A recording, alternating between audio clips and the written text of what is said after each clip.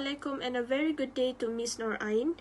Today, my group and I will present our answer on the case study. First of all, my name is Nur Maliatul and I will start this presentation with the answer for question 1. For small retail outlet, some of the customers in this category pay promptly, which is good for health to you berhad cash flow that allow them to plan for future activities, while the others pay very slow, which will automatically affect their cash flow. Since the account receivable in this category represent 2/3 of trade receivable, which shows an estimate of 66% of total number of debtors, and 1/3 by value, approximately the debtor concentration is 33%, which means it constitutes medium risk. This is due to the debtor in this category being considered a lot, so the concentration of the debtor is not an issue.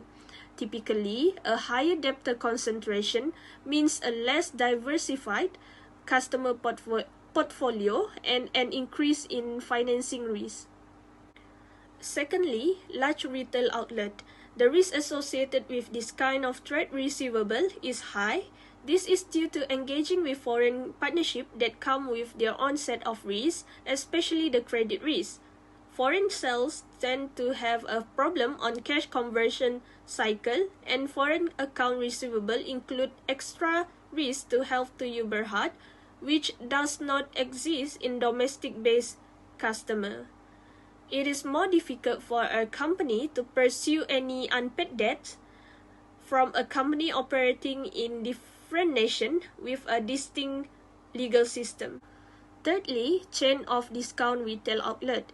Risk associated with this account receivable is high due to some of the customer accounts are large and overdue. Unpaid debts can pose a business risk, especially if the debts are large single transaction. With a single large customer or a few large customers representing a majority of the account receivable, the company will face a cash flow risk if those receivables become uncollectible. Lastly, mail order companies. It is a direct method of selling a product without the involvement of a salesman. Large new customer accounts represent the business able to increase their sales of product.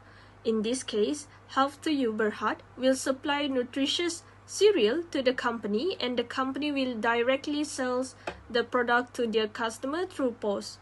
Since there is no history of irrecoverable debts in this category of trade receivable, it is considered low risk. Only credit-worthy purchasers are permitted to receive credit, so Health to You Berhad should evaluate the creditworthiness of the new customer in various ways before granting them credit to avoid bad debt in the future. Assalamualaikum and a very good day to Miss Ain and my fellow classmates. I am Nur Karunisa binti Muhammad Ismail, and I will continue with the second question, which required one main risk and one best TARA strategy. The risk that may be faced by Health to You Berhad is contractual inadequacy risk. This is because the company may have to pay high compensation if they fail to supply the nutritious cereals required by the prestigious gymnasium. The best strategy that can be implemented using TARA strategy is avoid.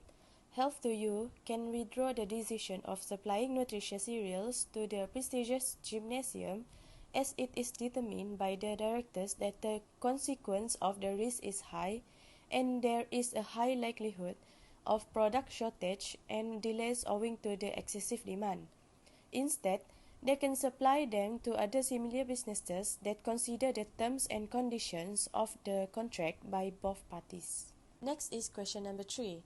One of the practical recommendations that Health to You's Board of Directors should implement is by developing policies and procedures.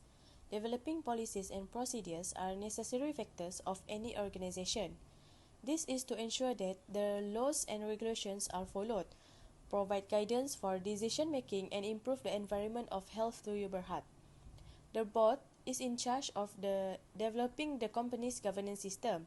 For instance, the board should set the rules where account manager should discuss any matter regarding the FREXCO with the senior manager of each department, and all overdue invoices should be collected as soon as possible.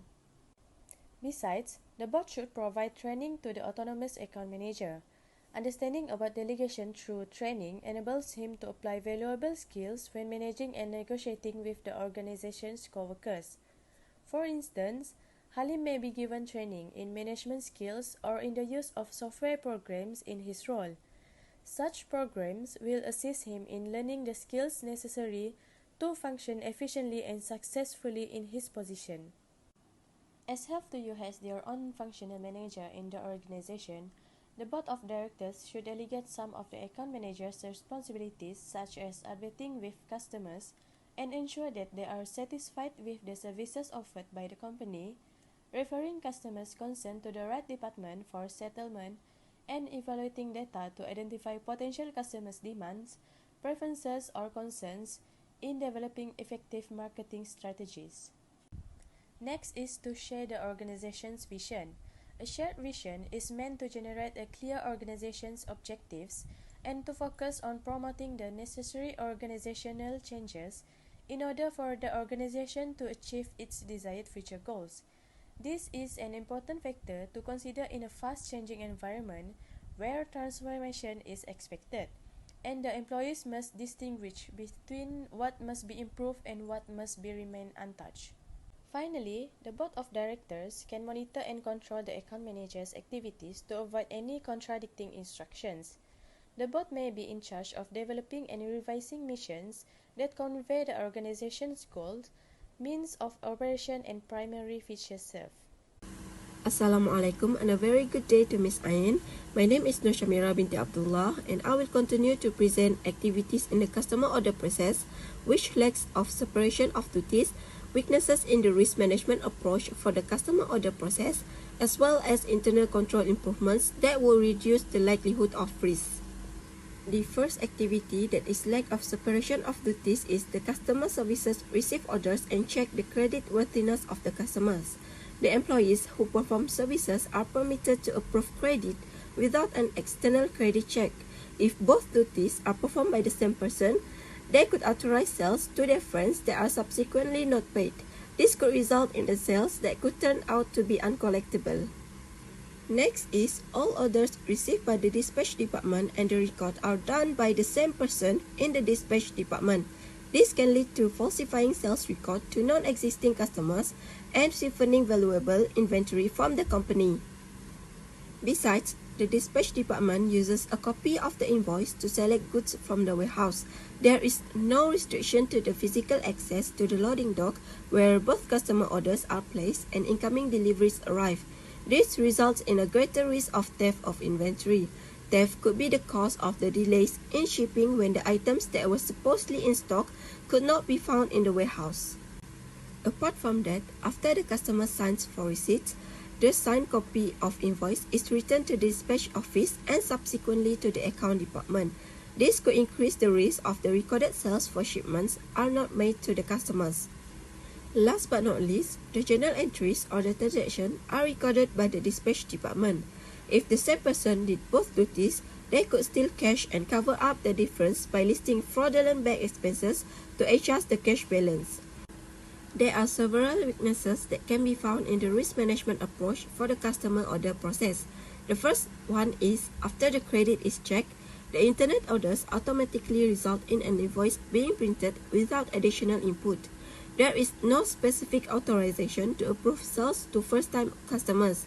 This results in several large online orders to first-time customers having to be written off as uncollectible accounts because they denied ordering or receiving the merchandise.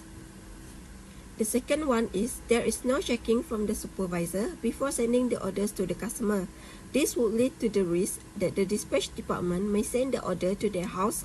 Apart from that, it may also lead to the risk of the order may be sent to the wrong address. There are several internal improvements that can avoid the likelihood risk in question 4, such as the customer service center should only be responsible for receiving the customer order and preparing a sales order, and then sends it to the credit department for a customer credit check. It is important that the salespeople do not perform these credit checks because they may be inclined to be lenient with credit decisions to help the sales numbers. Once the credit department checks the customer's credit and approves the order, it should be transferred to the shipping department. Next, the signed copy of the invoice should be returned to the account clerk instead of dispatch department. The dispatch department staff should not oversee customer delivery. This can lead to falsifying sales records to the non-existing customers and siphoning valuable inventory from the company. They should also not have direct oversight of invoicing and customer payment areas, as it could easily lead to falsifying records as well. Last but not least, to limit the chance for theft and other mishaps, Have2You should establish internal controls for sales that ensure there is segregation of duties along each part of the cycle. For example, dispatch department should not be responsible for receiving orders, recording sales, and recording the journal entry. Also, the controls should be put in place to guarantee that sales are documented accurately and in the correct period.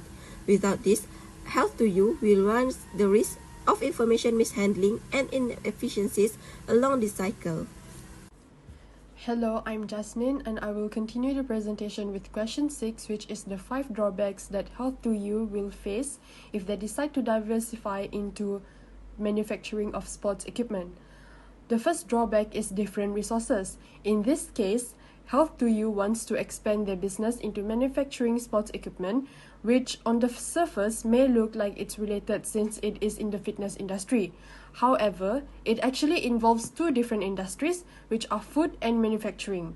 Since the diversification is going to be unrelated, one of the drawbacks that Have2You will experience is to juggle with different resources. They will need to do a lot of research into new suppliers since they cannot share their resources, which will simultaneously increase their overhead costs. The second drawback is there will be hidden inefficiencies between divisions. As now, they will be having two divisions to handle, Have2You will have to double the work, which may decrease their efficiency. It will be easy for an underperforming division to be disguised by the other part of the business. Instead of improving, the inefficiencies will be hidden by the more successful division as their profits will be combined together. The third drawback is there will be politics between divisions.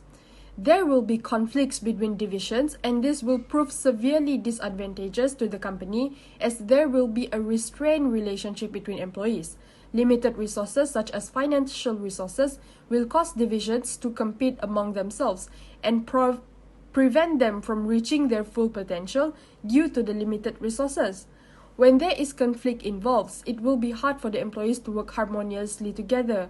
Miscommunication and disagreement is bound to be frequent, and competition between divisions may also happen.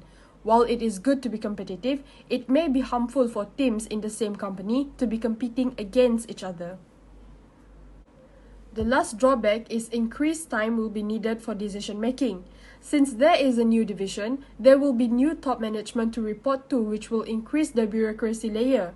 Now, every decision that needed to be made will have to go through an extra layer of management, which slows down decision making and reduces the efficiency of the company as a whole. The next drawback is management will have a lot on their hands. Effectiveness of management will be reduced as they will have to manage two things at once instead of just one like before the diversification. Added that the diversification is unrelated, they will have to dive into areas that they never dealt with before, which will add to their workload and stress. Extra workload is bound to be stressful for management and will take some time for them to get used to.